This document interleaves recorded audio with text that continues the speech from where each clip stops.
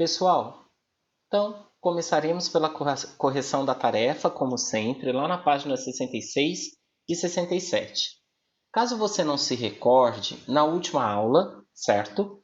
Nós estávamos estudando algumas figuras de linguagem.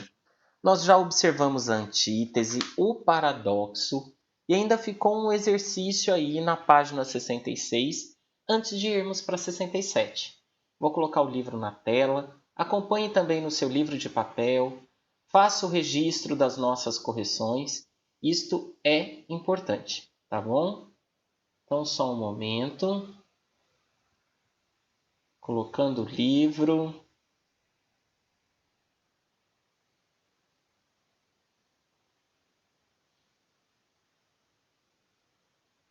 Veja lá. Na página 66, no exercício número 2, o comando é o seguinte.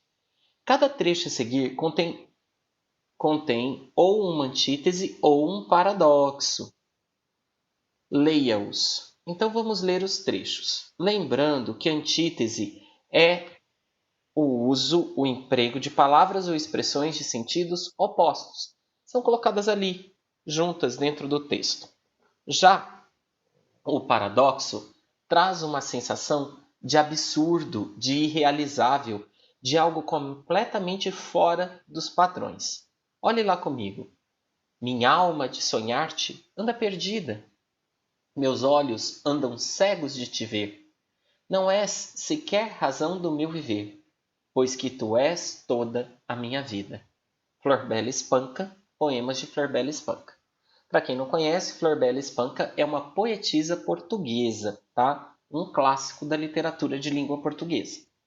Vamos à letra B? O mundo é azul lá de cima, o mundo é vermelho na China.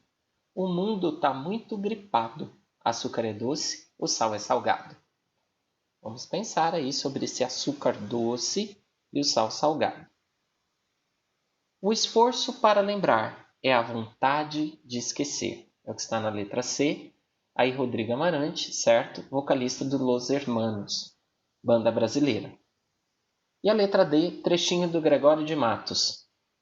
Ardor em coração firme nascido, pranto por belos olhos derramado, incêndio em mares de água disfarçado, rio de neve em fogo convertido. Veja aí que nós temos rio de neve em fogo, incêndio em mares de água, certo? Então, observem o quanto você considera que esses elementos presentes em cada trecho são uma simples oposição, ou seja, uma antítese, ou quando eles passam a configurar um sentido absurdo para que sejam considerados um paradoxo. Voltando lá no livro. Letra A. Em quais trechos ocorrem antíteses? Indique-as. Vamos fazer da seguinte maneira. Eu vou colocar aqui para vocês, eu coloco a letrinha do trecho ali no espaço da resposta, certo? E aí logo na frente a gente coloca qual é a antítese ocorrida. Veja a letra A. Minha alma de sonhar-te anda perdida. Meus olhos andam cegos de ver. Ficar cego de ver. Isso é paradoxo. Traz uma ideia de absurdo. Não é sequer razão do meu viver, porque tu és toda a minha vida. Então, letra A tem paradoxo e não antítese. Agora veja a letra B. O mundo é azul lá de cima. O mundo é vermelho na China. O mundo está muito gripado. Açúcar é doce, o sal é salgado. Esses dois últimos versos estão em oposição.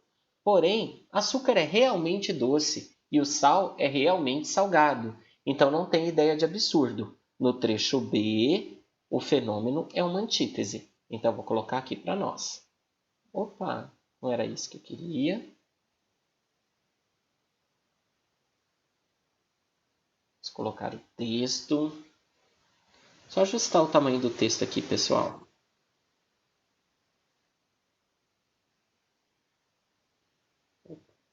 Isso.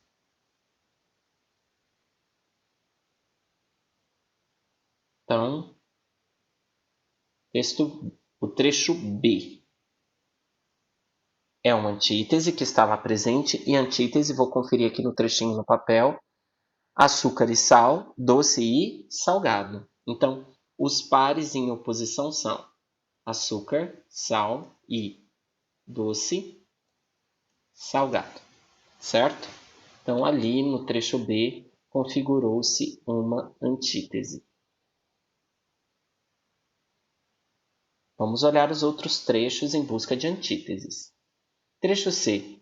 O esforço para lembrar é a vontade de esquecer. Então, aqui observe que é possível esforçar-se para lembrar e ter vontade de esquecer. Aqui não há um absurdo. Então, no trecho C, nós também estamos diante de uma antítese. Há oposição de ideias, mas não há construção de uma ideia absurda. Então, veja lá. C. Os pares em oposição são, na verdade, é o par. Lembrar, esquecer.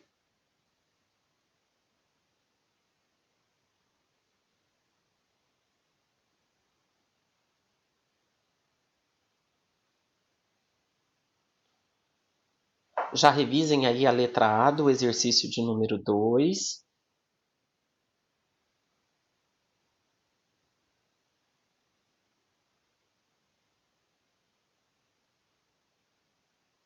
E nós vimos então na letra A que nos trechos B e C nós temos antíteses.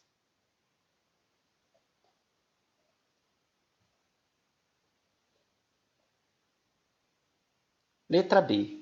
Em quais trechos ocorrem paradoxos indíquios?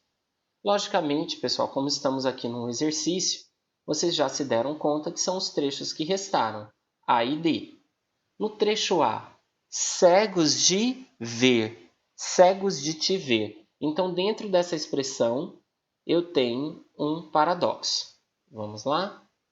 Então, no trecho A, na expressão cegos de te ver.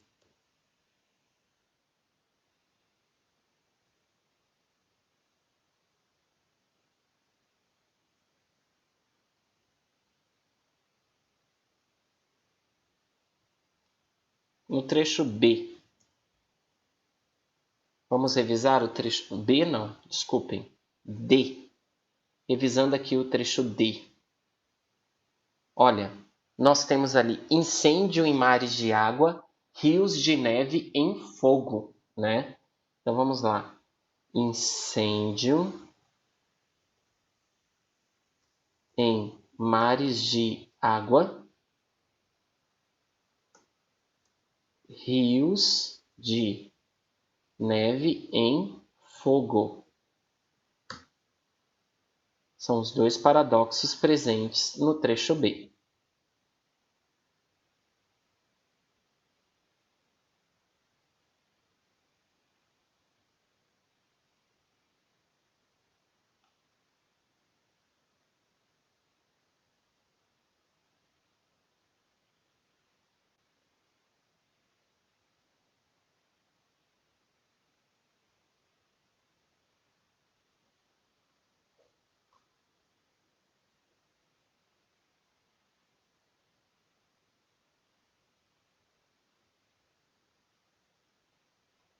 Pessoal, resolvido aí?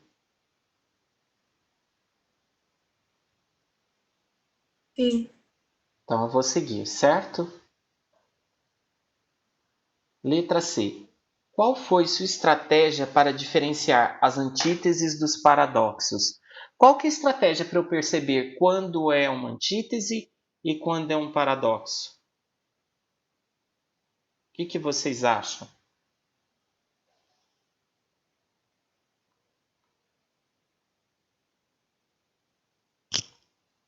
Hein, senhores?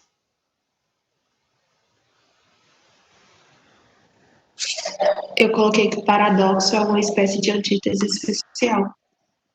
Mas aqui, Joyce, ele está querendo saber o seguinte. Quando você olha para o texto, qual ideia você usou para diferenciar o que é um e o que é o outro? A sua ideia ela está correta, mas ela não é uma estratégia para diferenciar, entendeu?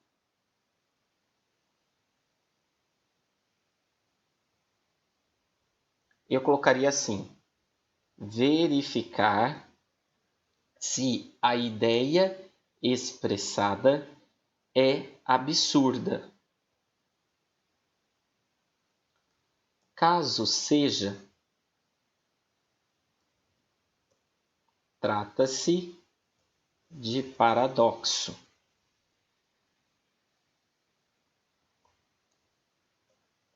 Caso não, está-se diante de uma antítese. Ali ficou faltando uma letra N.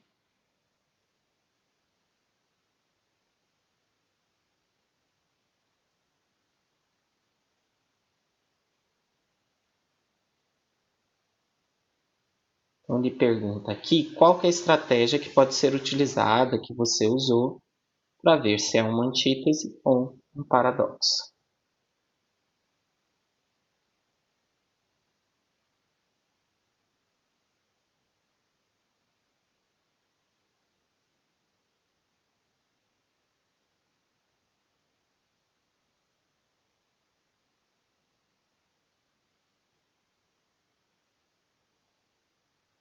Letra D. Qual é o efeito de uso dessas figuras de linguagem nos trechos lidos? O que vocês acham que o uso de figuras de linguagem como antíteses e paradoxos tem como efeito num texto?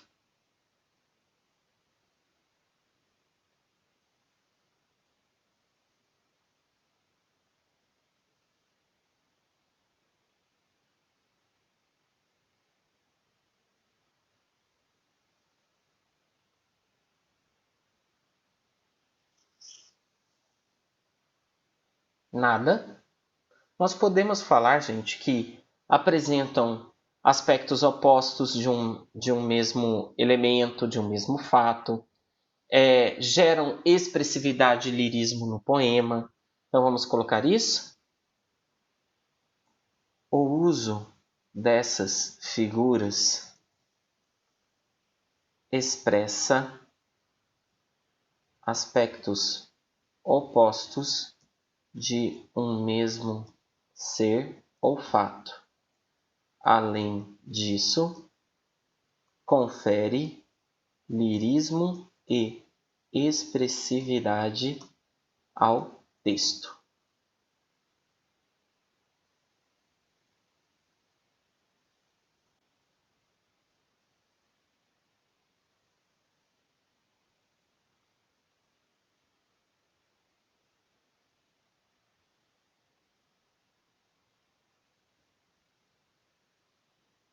E aí, enquanto vocês estão revisando letras C e D, veja assim: tanto antítese quanto paradoxo trabalham com ideias opostas dentro do texto. Porém, o paradoxo gera essa sensação de ideia absurda que contraria a realidade.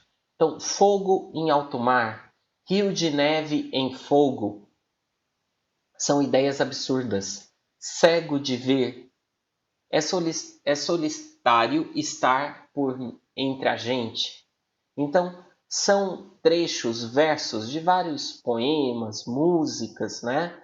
De textos clássicos, inclusive, que expressam ideias que são contrárias à realidade, a partir de opostos. Nesse caso, eu tenho paradoxo. Agora, quando eu digo para você, noite e dia era sempre tudo igual.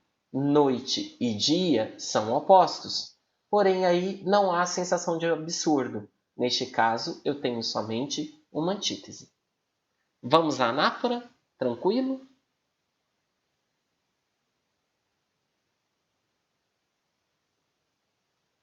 Quem leu o poema do Olavo Bilac para nós?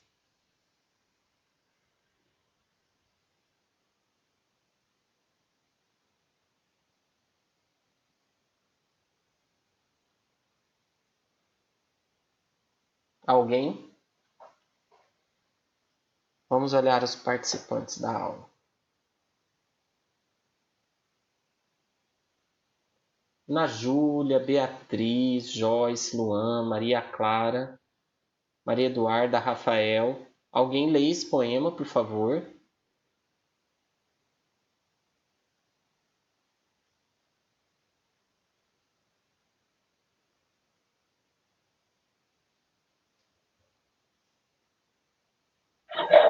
Eu leio. Por favor. Repouso, espaço, mundo, nenhuma aragem vês. Tudo é silêncio, tudo calma, tudo mudez. Abre a janela, acorda, que eu só por te acordar. Vou buscando a guitarra, corda a corda ao luar. Muito obrigado. Então, leia a seguir o trecho de um poema de Olavo Bilac em que Romeu pede à sua amada Julieta que saia à janela para que ele a veja. Então, repousa o espaço mudo, nenhuma aragem vês? Tudo é silêncio, tudo calma, tudo mudez. E aí ele vai brincando, né, com as sonoridades, criando as rimas e fazendo com que o texto se torne bem interessante. Só um momentinho. Vamos à letra A. Que palavra se repete no penúltimo verso da primeira estrofe? Qual que é a palavra que está ali no penúltimo verso da primeira estrofe por mais de uma vez? Veja lá. Tudo, tudo, tudo.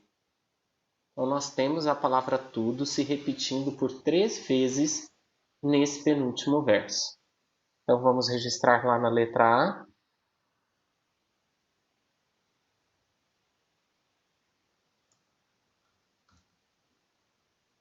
Pronto. Que efeito a repetição dessa palavra cria no poema? Veja lá, tudo é silêncio, tudo calma, tudo mudez.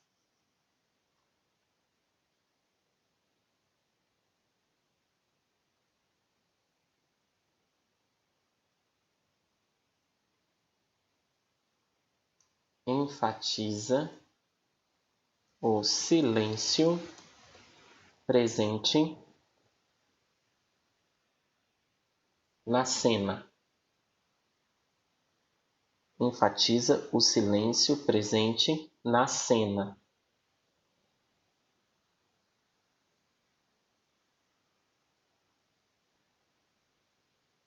E aí nós encontramos o conceito de anáfora.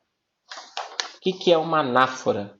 A repetição de palavras no início de versos ou orações com a intenção de enfatizar uma ideia é chamada anáfora.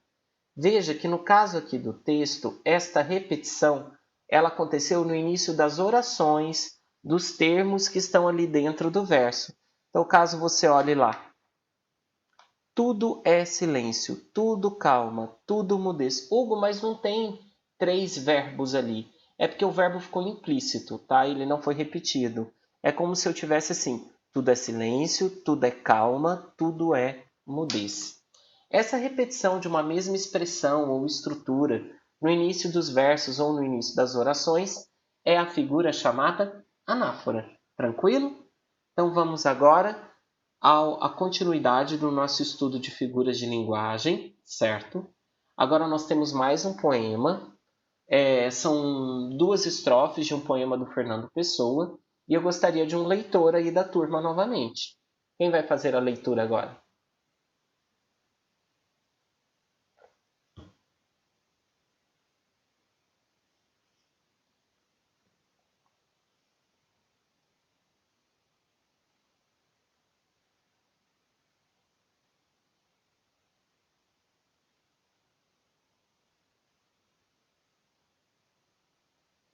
Eu leio. Pode fazer a leitura, por favor. Suavemente grande avança, cheia de sol a onda do mar. Pausadamente se balança e desce como a descansar. E a minha sensação é nua, quer de prazer, quer de pesar. Ébria de alheia, a minha ondula, na onda lúcida do mar. Obrigado! Então você acabou de ler para nós, Ana Júlia, um trechinho aí do poema de Fernando Pessoa, Mar, Manhã. E vamos lá. Nos 2 primeiros versos, que verbo foi empregado? Qual é a transitividade dele? Olhem aí.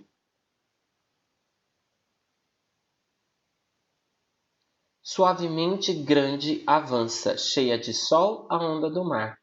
Pausadamente se balança. E aí vai embora. Ele pediu o verbo que está nos 2 primeiros versos. Qual que é o verbo que está nos 2 primeiros versos? Só tem um verbo ali nos 2 primeiros.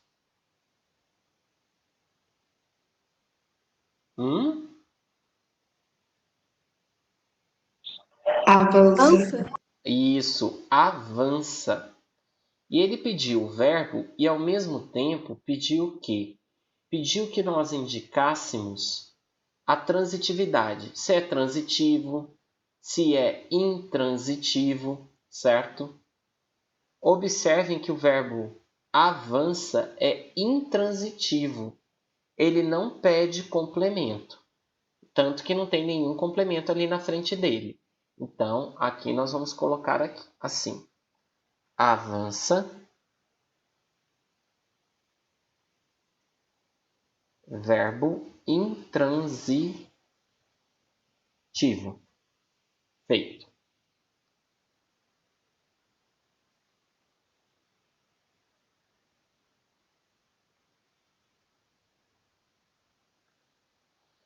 Agora eu queria que vocês observassem algo de novo comigo lá na primeira estrofe.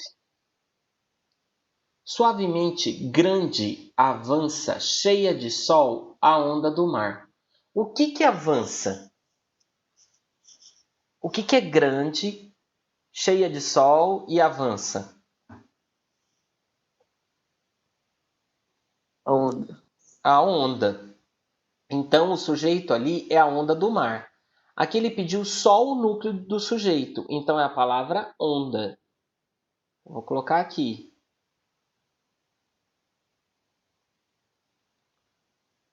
O núcleo do sujeito é a palavra onda.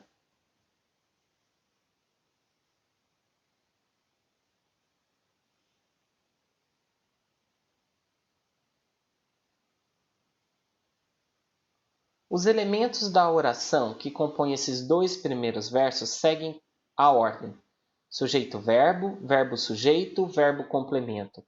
Olhem lá, o que apareceu primeiro nos versos? O verbo ou o sujeito? Vou marcar aqui o sujeito para vocês, com outra cor.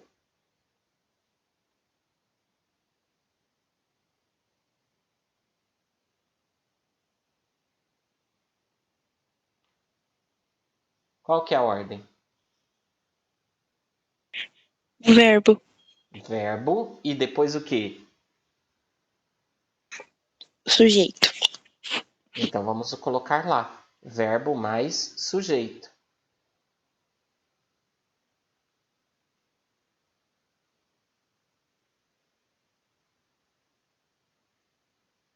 Marcado.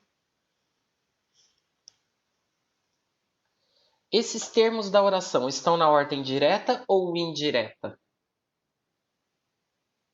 Vocês lembram isso? Qual que é a ordem direta e qual que é a ordem indireta de uma oração?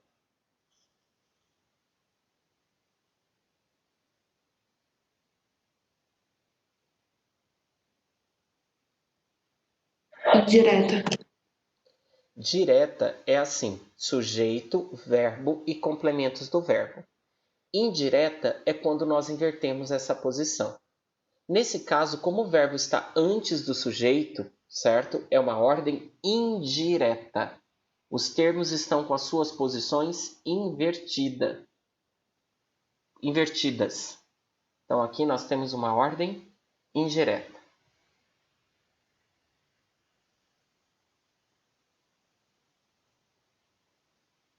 E aí nós vamos descobrir um recurso que é muito utilizado em letras de música, está no hino nacional brasileiro, teve um período que era muito utilizado na literatura, que é a inversão. E este poema do Fernando Pessoa é todo marcado por inversões. O deslocamento de termo de uma oração rompendo com a ordem natural, sujeito, verbo, complemento, com a intenção de dar destaque a determinados elementos, denomina-se inversão. Então, quando nós trocamos a ordem dos elementos da oração, mudando o sujeito, o verbo e os complementos de lugar, ali nós temos uma inversão. Essa figura de linguagem ficou tranquila aí para vocês?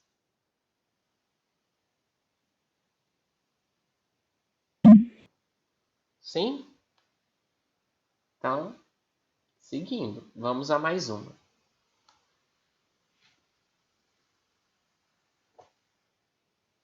Nós temos uma última questão aí, depois dessa conversa sobre inversão, certo? Olha só, eu acabei de falar para vocês sobre isso. O nosso livro deu uma fechadinha, eu vou ter que abri-lo de novo daqui a pouco, então vá lendo aí no livro de papel. O hino nacional brasileiro é marcado por uma das figuras de linguagem estudadas nessa sessão. O trecho reproduzido a seguir exemplifica isso. Leia-o e responda as questões. Olha aí o trecho comigo. Do que a terra mais garrida, teus risos lindos campos têm mais flores. Desculpem, gente. Teus risonhos lindos campos têm mais flores. Nossos bosques têm mais vida. Nossa vida no teu seio mais amores. E vem aí uma espécie de glossário, né? Com o significado de garrido, que tem elegância, graça. Então, garrido, que tem elegância, graça. Letra A. A que aspecto do nosso país este trecho do hino faz referência? A qual aspecto do nosso país o trecho faz referência? A indústria?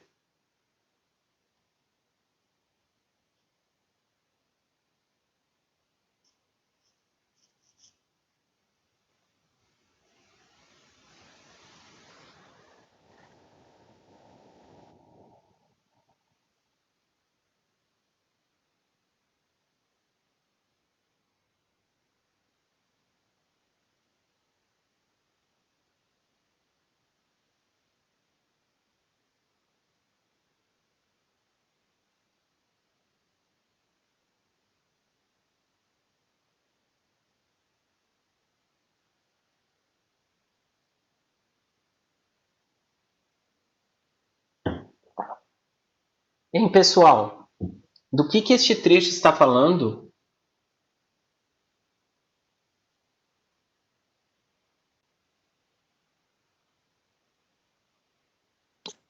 Do hino. Não, mas este trecho do hino fala do que do Brasil? Lindos campos, bosques, está falando do que no Brasil? Natureza. Isso, então resposta A. Desculpem.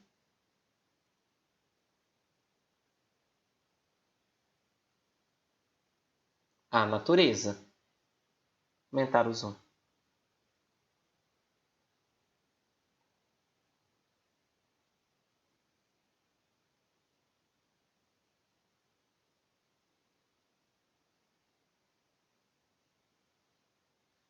Letra B. Com relação a esse aspecto, nos dois primeiros versos é feita uma comparação. Quais elementos são comparados? O que está sendo comparado lá nos dois primeiros versos?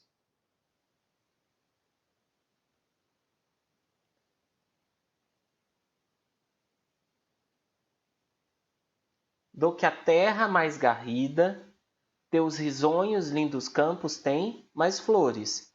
Então, teus risonhos lindos campos é comparado com a terra mais garrida, com a terra que tem mais beleza, mais graça, mais elegância. Então, são comparados.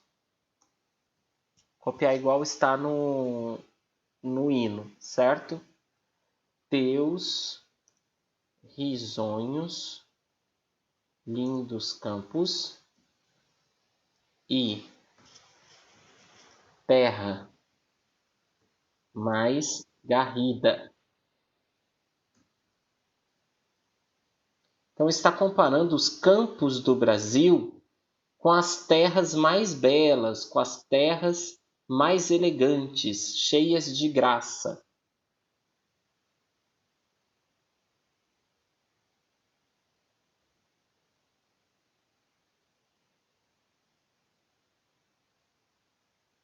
Letra C.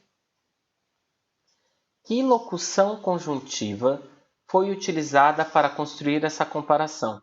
Quais palavras foram utilizadas lá nos primeiros versos para estabelecer a comparação?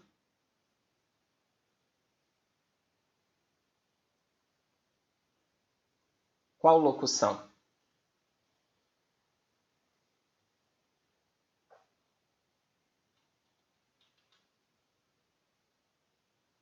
Isso, Joyce. O que está sendo usado lá é do que e mais. Do que mais.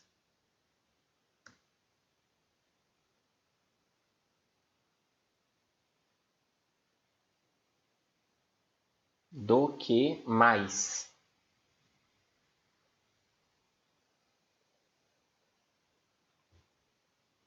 Letra D. Considerando a posição dos elementos comparados e a posição das partes da locução conjuntiva, pode-se dizer que a frase que forma os dois primeiros versos está na ordem direta ou indireta? Está em que ordem, pessoal?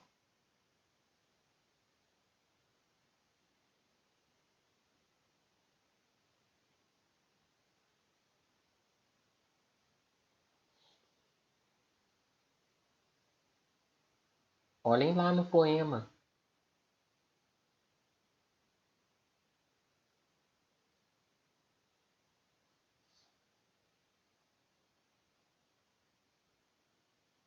Senhores, os termos lá no poema, eles estão na ordem direta ou indireta?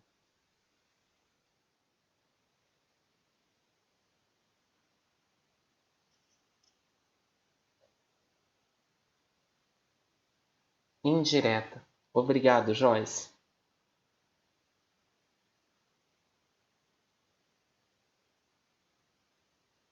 Agora a última questão deste exercício.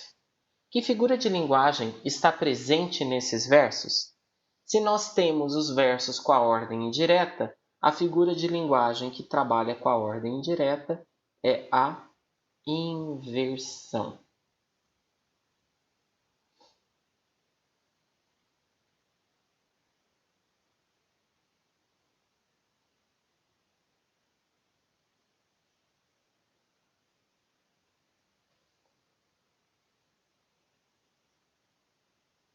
Certo? E aí o livro de vocês traz uma referência a uma obra, né, que tem muitas figuras de linguagem ali. Então, diálogos literários. Um olhar poético sobre diálogos de personagens cotidianos que ganham falas cheias de imagens e associações harmoniosas de palavras. Em Lã de Vidro, diálogos poéticos, conversam o discípulo e o mestre, a avó e a neta, e também animais e objetos personificados, como a formiga e a cigarra, o lápis e a estrela, certo? Então, agora nós vamos finalizar esta etapa dos recursos de estilo ou figuras de linguagem do capítulo, certo? Então, pessoal, nós vimos algumas figuras de linguagem neste capítulo que foram anáfora, inversão, antítese e paradoxo.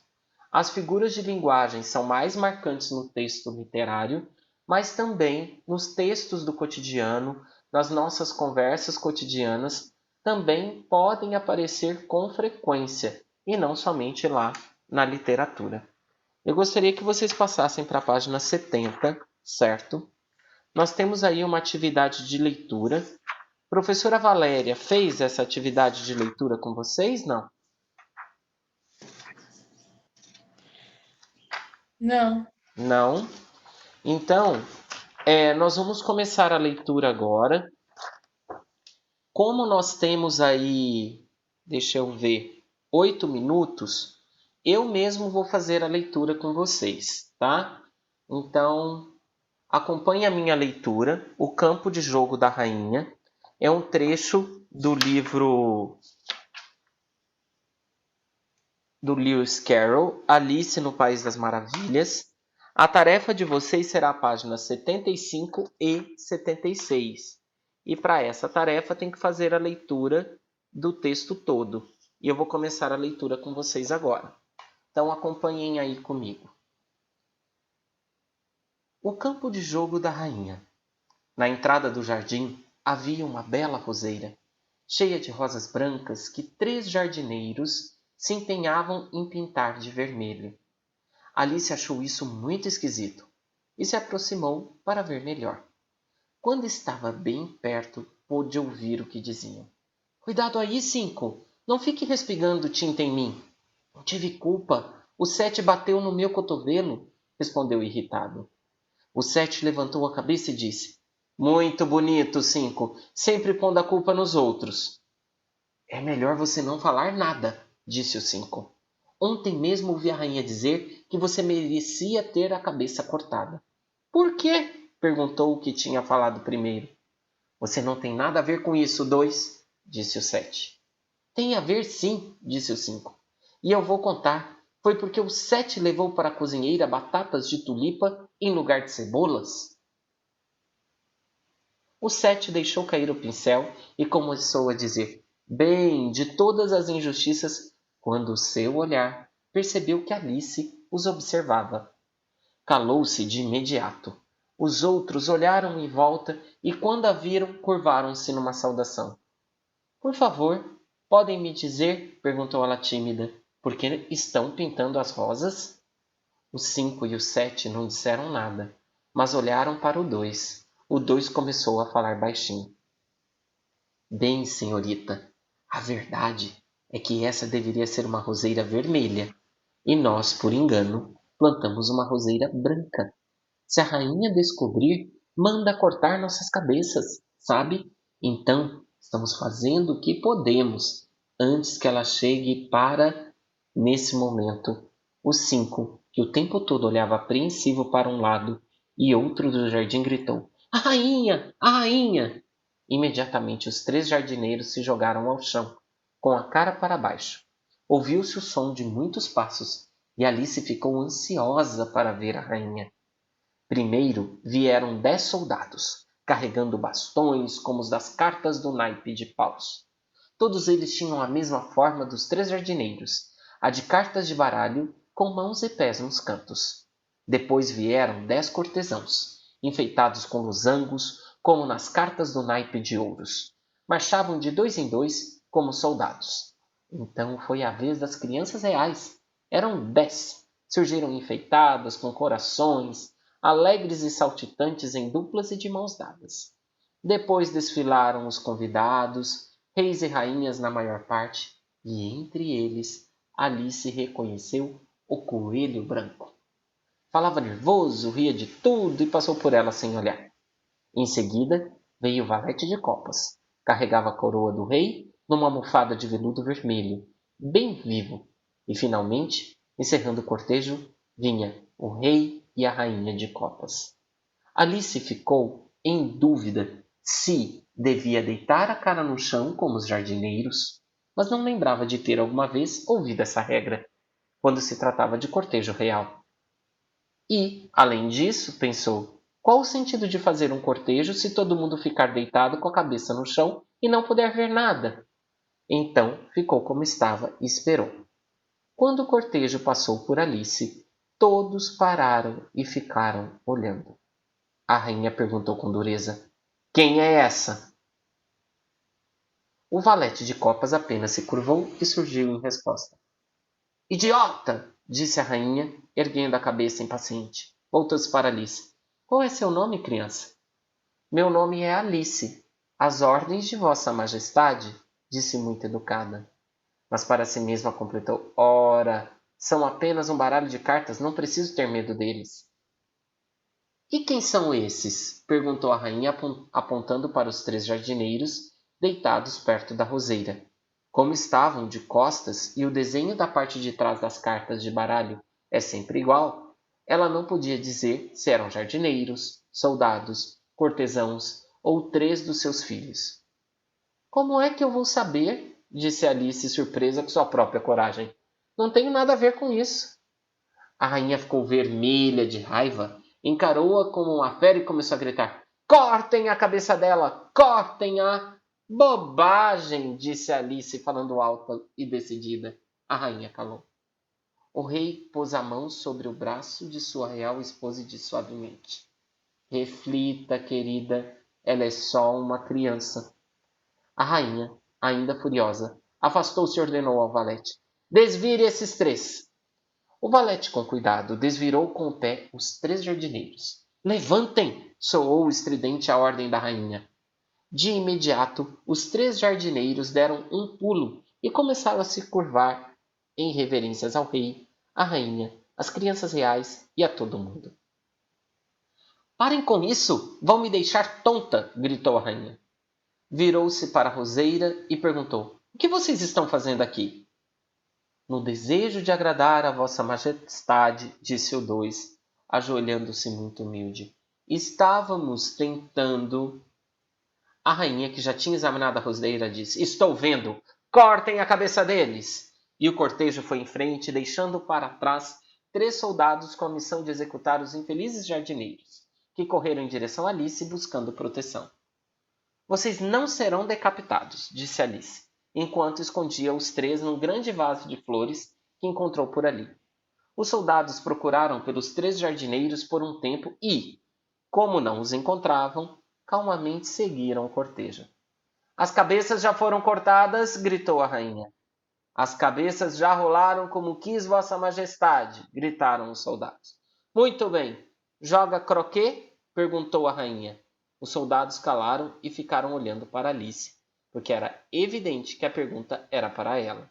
Sim! Gritou Alice. Venha então! Rugiu a rainha.